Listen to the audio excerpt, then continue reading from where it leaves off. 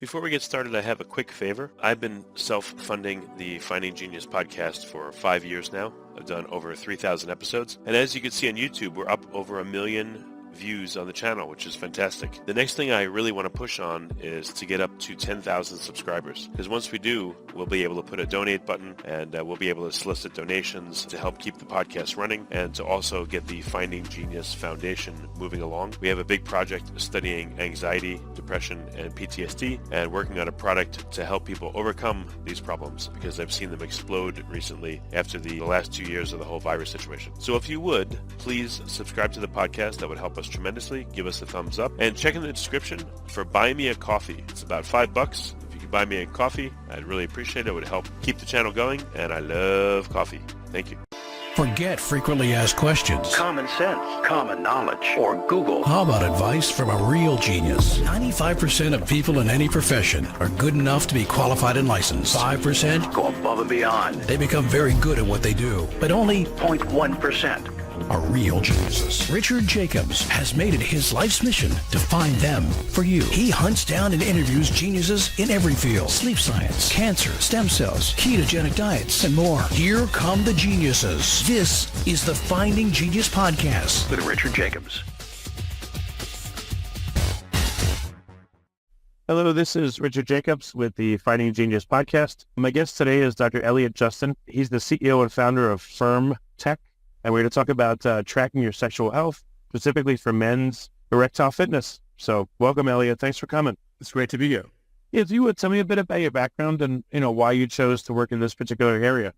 Well, it chose me. My background, I'm an emergency medicine physician, and I can tell you that short of a heart attack or a stroke, there are probably no emergencies that concern a man as much as a limp dick. So I specifically got involved in this area, though, because in 2015, I left emergency medicine and moved into the field of remote patient technology. I'd always been interested in that. For a while, I found, many years ago, I founded a company called SwiftMD that was the second oldest telemedicine telehealth company in the United States after Teladoc. It's been sold. And I'm really interested in empowering men and people in general with the knowledge that physicians would apply if they weren't motivated by secondary gain, meaning money and what the insurance company wants them to do or what the insurance company's reward.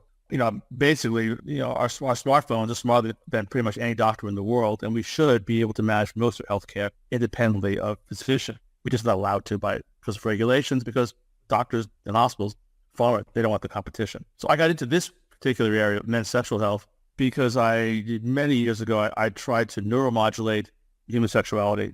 My interest at that time was in rehabilitating men or women who had spinal injuries and how to rehabilitate the sexual function. Neuromodulation is, most people think about, the analogy would be cardiac pacemaking. You place an electrode in the heart, and you can pace it. You can override what's going on and control it, the heart. As a matter of fact, keep the heart beating after someone's dead using pacemaking. So if you could do that with human sexuality, it'd be profoundly valuable in terms of the people's quality of life, especially people's as they get older. Quick question here. Does insurance cover sexual wellness for either men or women?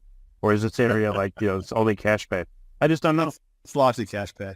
I mean, they'll cover surgical procedures. And you touched on something that really angers me, which is that there's no money in sexual health. In the sexual health that most afflicts people, which is erectile dysfunction.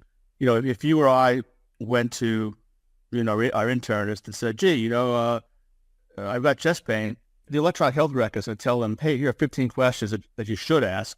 And if you don't ask those questions, the computer's going to say, hey, Elliot, stupid, ask these questions. And the computer's going to tell me other things I need to be thinking about, other heart attack, peptic ulcer disease, dissecting aneurysm, pulmonary embolism. When it comes to sexual health, there's nothing in electronic health record because it's called the CPT code. There's no billing code associated with it. So what do doctors do?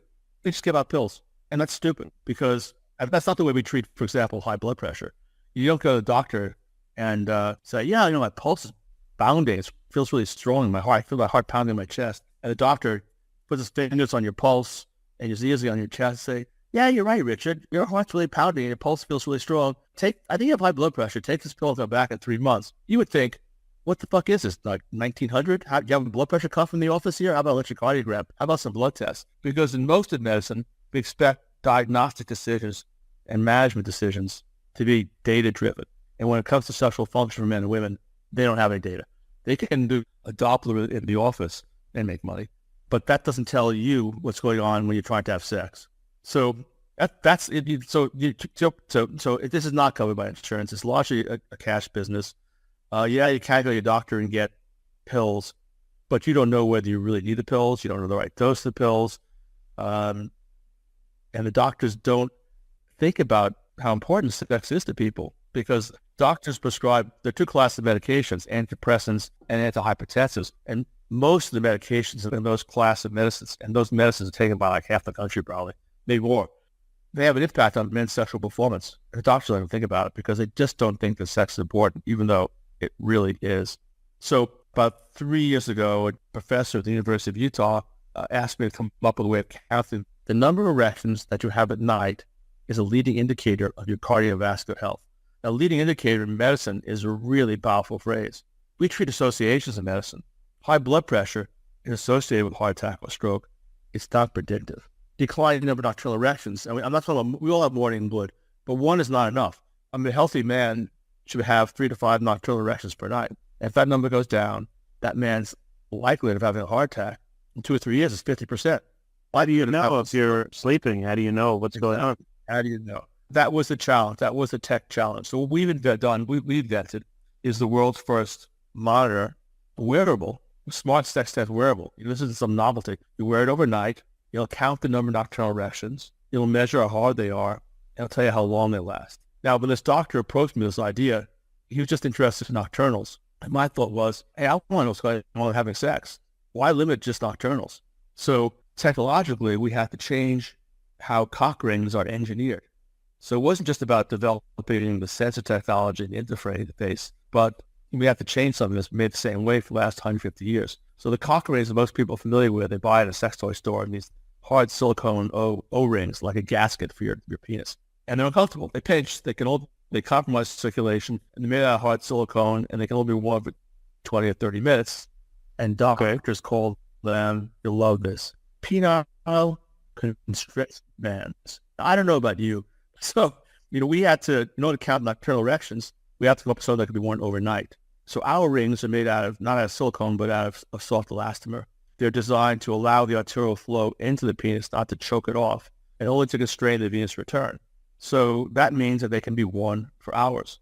So in addition to coming up with the world's first monitor of sexual health, men's sexual health, we've also reinvented a cock ring. Yeah, I would think it would be dangerous to wear that for too long because you're not getting blood supply and the tissue would die at some point, right? Yeah, that's the problem with conventional rings. They can't be worn for 20, 30 minutes. Ours can be worn for hours.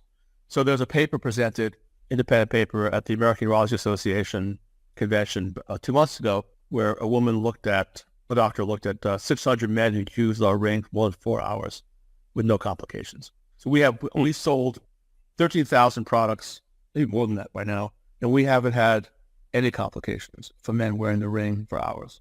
All right, so the protocol is the man puts it around him when he sleeps, and then it's like an Aura ring, I guess, but for down there, and so people call it a dick bit. Yeah, it's like an Aura, exactly. Only it can be worn during sex as well. So it's not just worn overnight, it can be worn during sex. So with the data, men can then measure the impact of diseases, diabetes, hypertension, atherosclerosis, as reflected in how hard they are, how long they last. Men can also measure the impact of medications. What's the right, blood pressure medication, antidepressants, the PD5 medications, which are Viagra and Cialis, the biggest sellers. What's the right dose? Are you benefiting from it? Are you getting side effects with no benefit? Because the device makes what's going on objective. Men can also measure the impact of supplements, exercise, etc., upon their sexual health. So it's a game changer. It's taking urology and sexology into the 21st century of data-driven care. Interesting. So it can track many things, or it can tell you about many things. So what's like a typical healthy response that you'd see versus an abnormal one? Like what are some situations that you've observed in the data? Well, a healthy response is to have at least 3 and more likely 5 nocturnal erections per night. A healthy response is we grade erections on a 1 to 10 scale. A healthy erection is a 10. I mean, a man, even an older man, should be rock hard. It's not normal to not be rock hard. And so if we're 1 to 10 scale, if erection falls below like a 7 or 7.5, it's apparent. That's just not rock hard. But we've had men who've gotten cardiac catheterizations because of this. They've seen that their nocturnals are going down or they aren't having any, and therefore they probably likely have a cardiovascular problem. Why do men get multiple erections at night? What is the body doing? Why does this happen? Well, we don't really know. But the erections occur during REM sleep, which is interesting because they become a marker of quality sleep. So there's something else people can track, erections. But the thinking is that, the penis needs blood. And if it doesn't get blood, it will atrophy. So periodically at night, the body is sending blood to the penis. And that was to the physiology of that. What actually triggered, that's what happened. What occurs is that the blood is sent to the penis. And men who don't have nocturnal erections, they have a problem. I mean, if a man doesn't have nocturnal erections over a long period of time, his penis will atrophy. So, but why wouldn't it get supply in, well, I guess it would get blood supply even in a flaccid state. You need erections. So does blood go into the corpus cavernosum normally, or only when you get an erection? Before we continue, I've been personally funding the Finding Genius podcast for 4.5 years now, which has led to 2,700 plus interviews of clinicians, researchers, scientists, CEOs, and other amazing people who are working to advance science and improve our lives and our world. Even though this podcast gets 100,000 plus downloads a month, we need your help to reach hundreds of thousands more worldwide. Please visit findinggeniuspodcast.com and click on Support Us. We have 3 levels of membership from $10 to $49 a month, including perks such as the ability to see ahead in our interview calendar and ask questions of upcoming guests, transcripts of podcasts you're interested in, the ability to request specific topics or guests, and more. Visit findinggeniuspodcast.com and click Support Us today. Now back to the show. It really only fills up when you get an erection. It's there, but it only fills up when you get an erection. And it needs strong, smooth muscles in order to hold it in place. So that's actually the advantage of array. Array compensates for the weakening of smooth muscles. Occurs with aging. It's called penis leak syndrome. And we all get it. Every man gets it as they get older. So, but you asked me the question of, what actually triggers nocturnal erections, and we don't know. Well, it sounds like, again, the body knows that it needs to happen, so that's why it triggers it. Yeah. And then Richard, the body knows in one of those sort of black box answers. We don't really, it's fascinating how little we actually know about sexual performance as opposed to other areas of the body that seem more complicated. We know a lot more thing about the kidney or the heart than we know about a penis or the clitoris for that matter. Interesting. So what if someone gets like 3 or 2 erections at night or 1? How much is that? Is it far worse to have no erections at night versus 1 or 2 or 3? It's worse. Having no erections at night, not normal. And it could be due to significant cardiovascular disease, which should be ruled. A man who's having no erections at night needs to see a urologist and or an internist cardiologist. A man who has there are other things that can cause it, though. I mean, you can alcohol abuse, substance abuse. What about sleep apnea, stuff like that too? Sleep apnea is associated with erectile dysfunction. Taking sleeping medications, Zolpidem, Ambien, or Trazodone on a regular basis can interfere with nocturnal erections. And it's not healthy. So someone's having 2 or less nocturnal erections per night, they need an assessment. That's what's so valuable about the technology, because it's making problems apparent that might be invisible to someone. Or someone might know they have a problem, but the data is signaling to them, hey, do something about it. And we send people notifications. I mean, if a man's having no nocturnal erections, we'll send them an alert. What about, if you wanted to try to do it maybe holistically, so you look at porn twice a day to give yourself an erection twice a day, at least so you're getting something and improving your health. Is there a way to build back up your sexual health, by, again, doing stuff during the day? Depends on what the boss is. There are many things that can be done. I mean, don't drink to excess, don't substance abuse. If you have high blood pressure, diabetes, comply with your medication regimes, although ascertain whether the medication might be interfering with your sexuality. If you're overweight, lose weight. But your point about getting erections during the day is important, because sex is just overall, it's a smooth muscle function, not a skeletal muscle function. So going back, you might remember from high school physiology or college, that you can exercise your school muscles, skeletal muscles. Those are the muscles that you can control. You go to the gym and work them out. You can't exercise your smooth muscles, you have to use them. So, in terms of the gastrointestinal system, if you fast for 30 days, your gastrointestinal smooth muscle will atrophy, and you can't suddenly eat a large meal, you'll get sick. Well, in terms of your penis, if you don't masturbate or have sex, the smooth muscles will atrophy, even if you have nocturnals. So it's important to, sex really is a use it or lose it. as are so many other things in the body. What happens if a man has sex and then he goes to sleep that night? Will he have more or less erections? Like, what would happen? And our data indicates that a man who has sex before he goes to bed, which I try to do myself every night, his number of nocturnals will go down by, statistically, according to our data, 1.6 or 1 to 2 less nocturnal erections.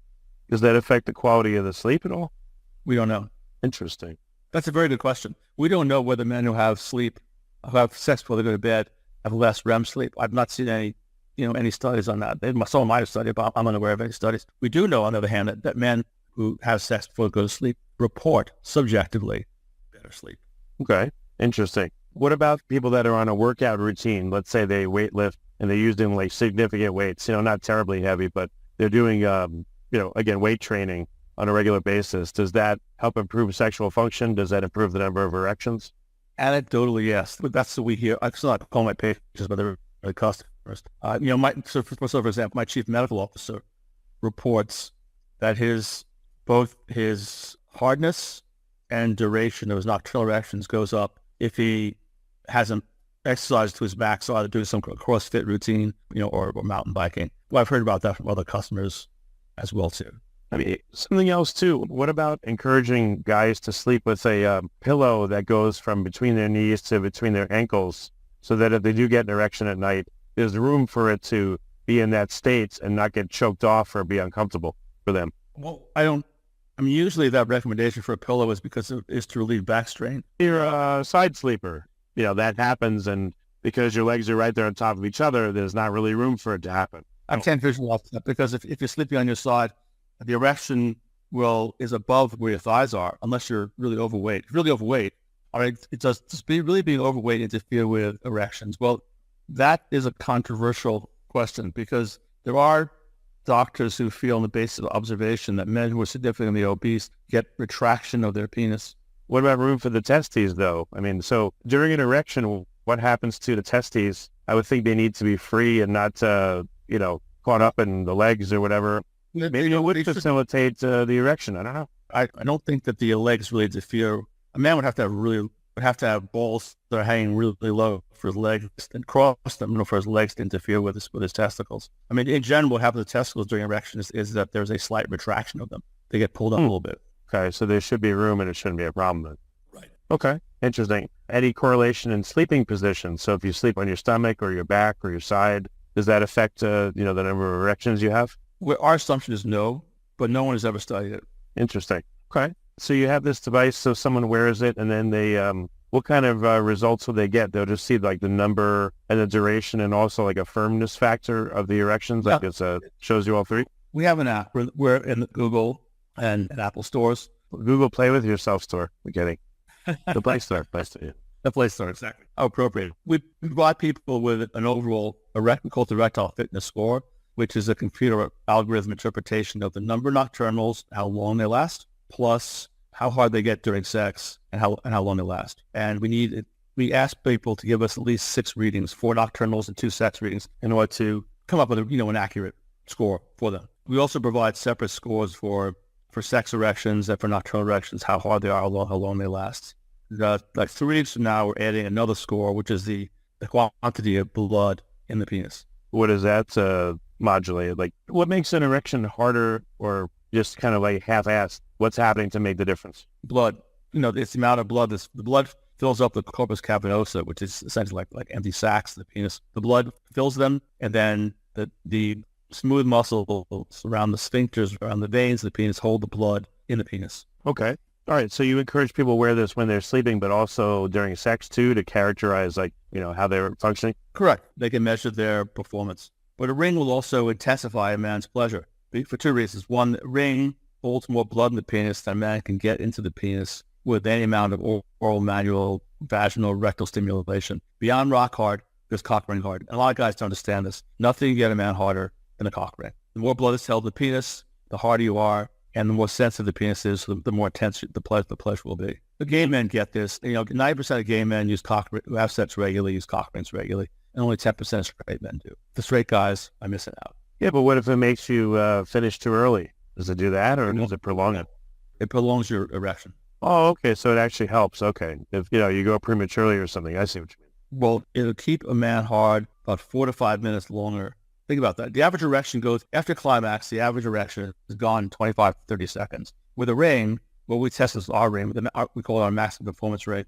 The average man stayed hard over 4 minutes after climax. And it doesn't impede you being able to climax and get everything out of you? No, it doesn't choke off the ejaculation. It actually prolongs the ejaculation. If you prolong the ejaculation, it makes the orgasm more intense. Okay, interesting. So why is your product? It's game changing. I mean, we're doing two things. We're taking urology and sexology into the 21st century of data-driven care, and we're providing men with, I want to call it an aid or a crutch, provide men with something that's going to significantly enhance their pleasure and their partner's pleasure, because the men are going to last longer and have more intense orgasm. It's a profound confidence builder and pleasure and satisfier. So why does your ring not choke off the blood supply like other rings? What's different about the construction of it that it allows the arterial blood to still flow? It's made out of elastomer, not silicone. So in general, silicone makes you adapt to it, whereas elastomers adapt to you. So the elastomer, I mean, you can be cranked on it. It can be pulled through the loop to choke it off. But if men wear it the way it's supposed to be worn, it doesn't interfere with the blood flow into the penis. It just interferes with the blood flow out of the penis. So I guess it's more comfortable than a traditional ring, right? Yeah. No, the traditional rings they pinch, you want them off. This ring was designed not only to, as I said before, not just to prolong pleasure, but to keep the man comfortably hard after climax. So if a guy comes too quickly, he'll stay hard. But I'm 71 years old. At my age, that's not an issue. But what my wife and I like about it is after I climax, I'm still hard for 4 or 5 minutes. And that's a different mindset. I gotcha. If you will, I'd say it's a more romantic mindset. It's a more intimate mindset. We spend more time horizontal than we did before. The male mindset is come and done. Guys in orgasm wants to hey, who texted me while I was having sex, or let me have a drink, or whatever. But a guy who's still hard is thinking differently. He's still in the moment with his partner. That makes sense. Okay. Are there any contraindications or people that shouldn't use it for whatever reason? There are a few. I mean, there are men who have Peyronie's disease, which is a natural curvature of the penis. There's potential that it could not fit the right way. There are, I'm trying to think about, obviously a man who has an STI, a man who has urinary tract infection. What about someone that's circumcised versus not? Does that make any difference? It doesn't make any difference. Really? So it works both? So even if you're, as they would joke, an egg roll or not, doesn't matter? Doesn't matter. You like to make jokes? I think I make some too, so why not? Yeah. I haven't heard that since, the decades. That's funny. Yeah. Thank you. Okay. What about if someone is, over-endowed versus under-endowed? Does it matter? It does. And we've had, we sold over 13,000. We've had 5 or 6 men who are simply too big. And we have a size and girth calculator on the website so people can actually see where they are. I mean, if a man isn't 95th percentile or more, the ring might be too uncomfortable, or it can tear more easily. And they might get less use out of it than a man who's average. On the small side, we've had 2 men who were too small, but just refund their money. Okay, I got it. So do people need a doctor's prescription for this, or they can just buy it off your website? Where can people go? You can go to MyFirmTech, MyFirmTech, MyFirmTech.com. People would like to speak to me personally. It's Elliot, ELLIOT, at MyFirmTech.com. Okay. Any other, if it's proprietary, I understand, no problem. But what else do you have in the works? What's coming in the future? Sure. 2 things. On the male side, we're going to be adding 2 more sensors, and we'll be to the device, and we'll come out with that probably realistically second quarter next year. We're going to be able to tell people what positions they're making love in, for how long they make love in those positions, how many calories they're burning. We'll also be able to exactly measure the girth, the diameter, rather, of the penis. On the female side, we're coming out, we have test device called Clitique. It's the world's first monitor of clitoral health, and it'll take us a year to bring that out. We're measuring clitoral blood flow. Our assumption, we know that women have nocturnal clitoral erections, and our assumption is that the device will help deliver to women the same type of medical knowledge about their sexual health that the male device, the tech ring, does for men. Yeah, I guess that's the analog in women, yeah. That's really interesting. I guess it probably would be a similar signal. That's very, very interesting. Yes. Okay. Well, I guess maybe it's a silly question, but is there any interest from mainstream medicine or from, insurance as a preventative, measure. I would guess probably with Fitbits and things like that, insurance may give discounts if you use one. Do you think it would be useful to you, or do you have any interest in? We are applying for that, but it's a 2-year process. So one, you have to have research. So there are 4 research papers that have been presented about the value of our device in assessing erectile dysfunction.